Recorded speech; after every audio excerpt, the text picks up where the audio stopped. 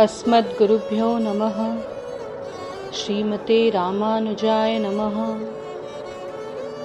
जय श्रीमन्नारायण। गुरु चरणों में समर्पित।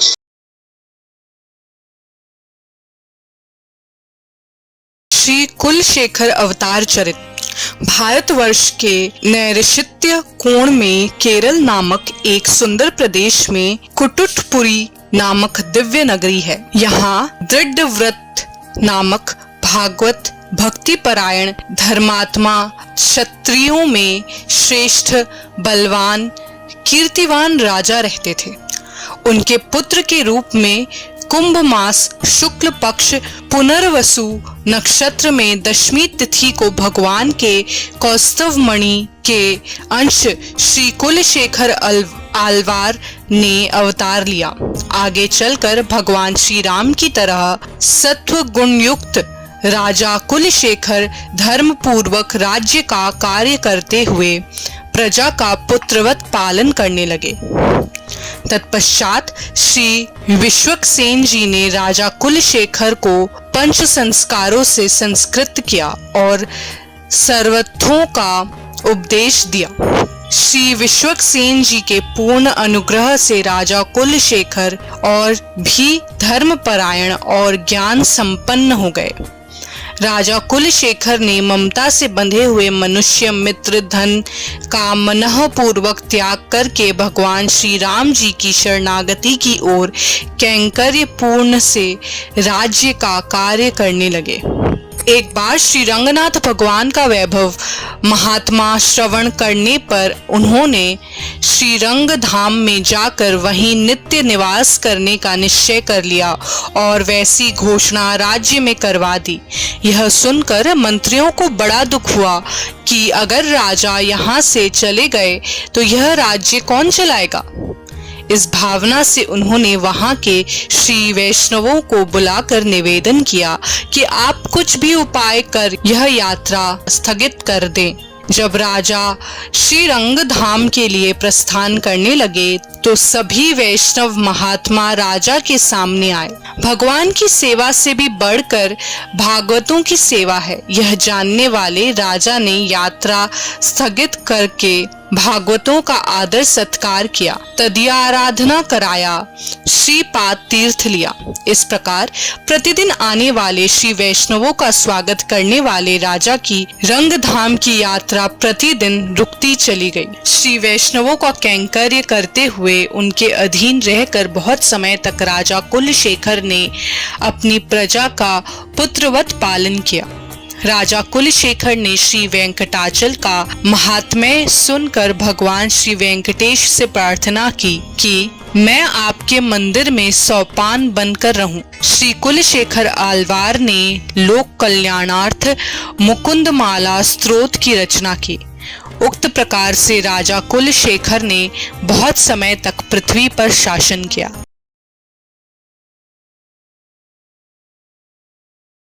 श्री कुलशेखर आलवार चरित।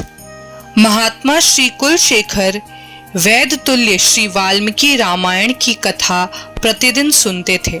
कथा में जब आरण्य कांड में खरदूषण तथा 15,000 राक्षसों के साथ अकेले भगवान राम का युद्ध का प्रसंग आया तो राजा कुलशेखर ने क्रोधित होकर अपनी चतुरांगिणी सेना लेकर राम भगवान की सहायता के लिए चलने का निश्चय किया। मंत्रों के विनती से वहां के श्री वैष्णवों ने आकर राजा से कहा, अकेले श्री रामचंद्र भगवान ने समस्त राक्षस सेना का विनाश कर दिया है। भगवान के विजय का प्रसंग सुनकर प्रसन्न होकर कुलशेखर राजा ने सेना को वापस लौटाने का आदेश। राजा कुलशेखर की भगवान श्री राम और श्री वैष्णवों के प्रति अनन्य भक्ति थी। वे हरि भक्तों के पराधीन थे। राजा कुलशेखर की सानिधि में सदा श्री वैष्णव रहते थे। यदि उनके समीप कोई अवैष्णव भी आते तो वे भी तत्काल श्री वैष्णव बन जाते। इस प्रकार राजा कुलशेखर के समय उनकी समस्त प्रजा श्री वैष्णव बन गई थी। एक बार रामायण की कथा सुनते समय रावण द्वारा जानकी जी के हरण का प्रसंग आया। यह प्रसंग सुनकर क्रोधित होकर राजा कुलशेखर अपनी सेना लेकर स्वयं लंका पर चढ़ाई करने चल दिए। सेना को आग्रक्रमण करते दर्शन करने के लिए आकाश में देवता आने लगे, पृथ्वी पर लोग आने लगे, पर राजा कुलशेखर को रोकने का सामर्थ्य किसी में नहीं था। भगवान श्री राम तत्काल राजा कुलशेखर के सम्मुख प्रकट होकर बोले, मैं रावण का विनाश करके जानकी जी को वापस ले आया हूँ।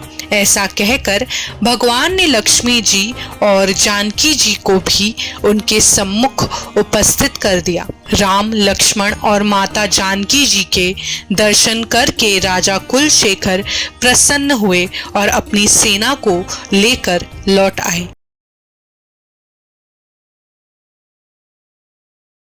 श्री कुलशेखर आलवार चरित। राजा कुलशेखर अधिकतम समय श्री वैष्णव महात्माओं के साथ व्यतीत करते थे, सदा श्री वैष्णवों से घिरे रहते थे। मंत्रियों ने सोचा, राजा के इस प्रकार रहने से राज्य में शिथिलता आ रही है।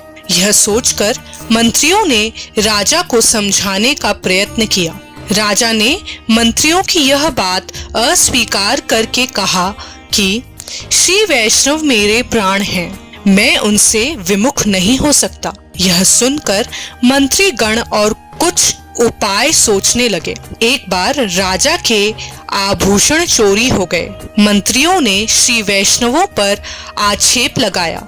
श्री वैष्णवों का निर्दोषत्व सिद्ध करने के लिए राजा ने एक भयंकर सर्प को एक मिट्टी के घड़े में रखकर मंगवाया। राजा ने अपना हाथ घड़े में डालकर कहा, यदि वे महात्मा निर्दोष हैं तो यह सर्प मुझे नहीं डसेगा। राजा को सर्प ने छुआ तक नहीं। आकाश में देवताओं ने यह अद्भुत दृश्य देखकर राजा पर पुष्प वर्षा की। भगवान ने साक्षात प्रकट होकर राजा का प्रेमालिंगन किया और वर मांगने को कहा। राजा ने कहा, दास की श्रद्धा भक्ति सदैव आपके चरण कमलों में बनी रहे। नीला देवी के अंश से अवतरित अपनी पुत्री का पाणी ग्रहण संस्कार राजा ने भगवान के साथ संपन्न करा दिया। यह सब कुछ देखकर मंत्रियों ने भयभीत होकर चुराए गए आभूषण राजा को लाकर दिए और क्षमा याचना की। राजा ने उन्हें क्षमा कर दिया। अपने पुत्र को राज्य का भार सौंपकर राजा कुलशेखर स्वयं श्रीरंगम चले आए। राजा कुलशेखर ने देवगीत नामक दिव्य प्रबंध की रचना की, जिसमें 1055 गाथाएं हैं और 7 दिव्य देशों का मंगलाशासन है। तत्पश्चात राजा कुलशेखर आलवार ने 100 गाथाओं से युक्त महाप्रबंध भी बनाया। कुछ समय श्रीरंगम में निवास करने के पश्चात राजा कुरु का नगर में ब्रह्मदेश नामक स्थान पर आए और यहाँ 67 वर्ष तक निवास किया और इसी स्थान से परमपद के लिए प्रस्थान किया।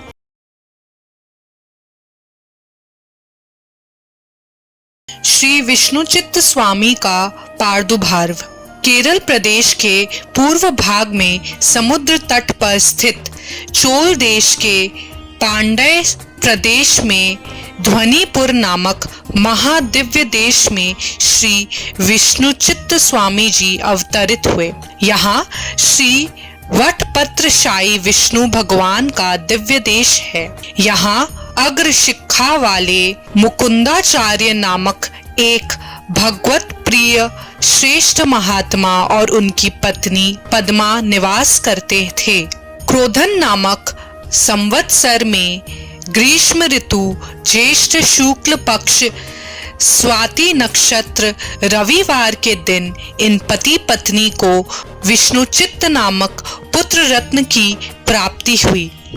श्री विष्णुचित्त ने गरुड़ जी के अंश से अवतार लिया। श्री विष्णुचित्त जन्म से ही प्रहलाद जी के समान परम भागवत बन गए।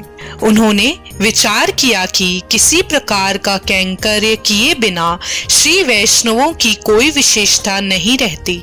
उन्होंने दशा अवतारों के संबंध में गहन अध्ययन किया और तब से श्री कृष्ण अवतार में उनकी विशेष आस्था हो गई।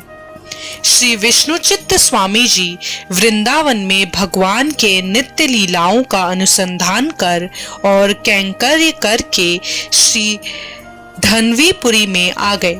यहाँ आप प्रतिदिन सुंदर एवं सुगंधित पुष्पों की एवं तुलसी की माला बनाकर भगवान श्री वटछत्रशायी को समर्पित करने लगे।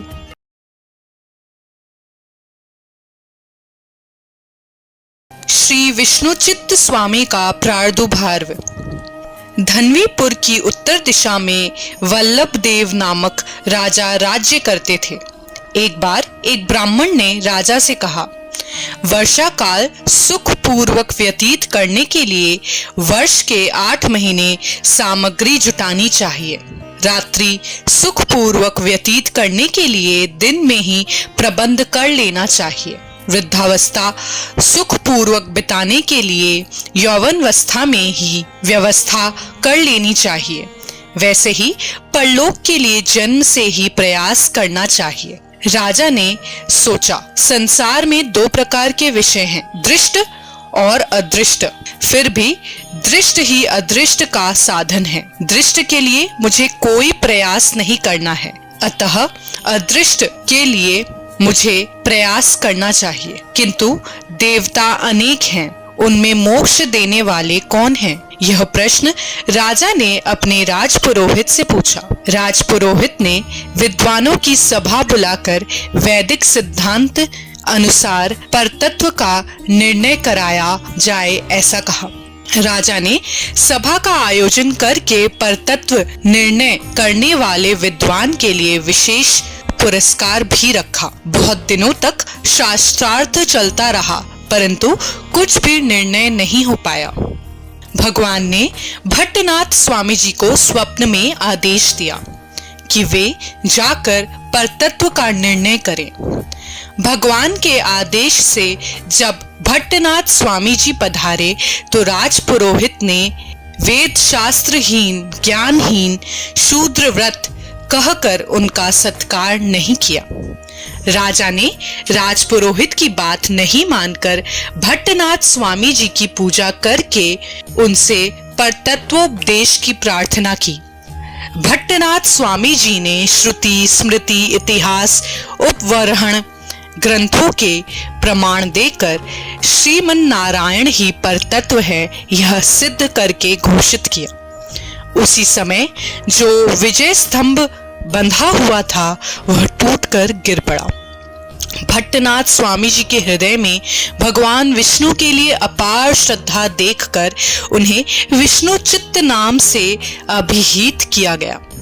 यह सत्कार देखने के लिए साक्षात श्रीमन नारायण भगवान पधारे। श्री विष्णुचित्त सूरी ने 13 दिव्य देशों का मंगला शासन किया और एक दिव्य प्रबंध की रचना की। आषाढ़ कृष्ण चतुर्थी मंगलवार तुला लग्न पूर्व फाल्गुनी नक्षत्र मध्यांत की बेला में विष्णुचित्त स्वामी जी भगवान की सेवा के लिए तुलसी वन को लगने में जुटे थे।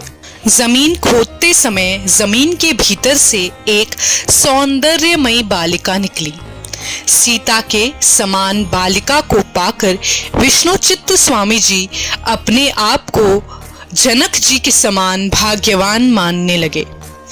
सभी श्री वैष्णवों के सामने उस बालिका को शंख चक्रांकित करके उनका नाम श्री गोदा देवी रखकर उसका अपनी पुत्री की तरह पालन पोषण करने लगे। श्री गोदा देवी अक्षुण कांति के साथ बढ़ने लगी और अवस्था के साथ उनका भगवान विष्णु के प्रति आकर्षण बढ़ने लगा। प्रतिदिन पिता ने बनाई तुलसी माला गोदा देवी चुपके से एक बार धारण करके देखती और रख देती। यह पता चलने पर विष्णुचित्त स्वामी जी ने गोदा देवी को समझाया, भगवान की वस्तु पहले स्वयं नहीं उपयोग करना चाहिए। ऐसा कहकर उस दिन भगवान वट शस्त्र साई को माला अर्पित नहीं किए। भगवान उन्हें स्वप्न में बोले, मुझे गोदा के द्वारा पहनी गई माला ही आप अर्पित किया करें। तब से श्री विष्णुचित्त स्वामी जी गोदा की पहनी हुई माला भगवान को धारण कराने लगे।